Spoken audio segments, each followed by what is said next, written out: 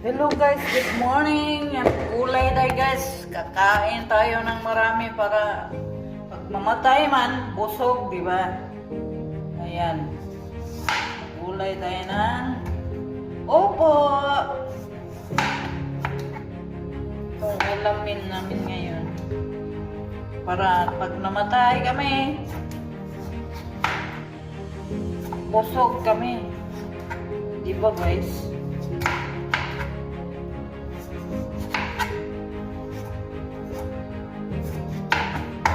Wala na tayong kapaingnan kung saan tayo pupunta.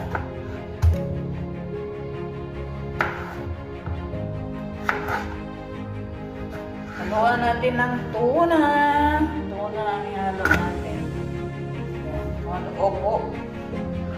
Luto tayo ng opo guys. Tapos pagprito ng tuyo.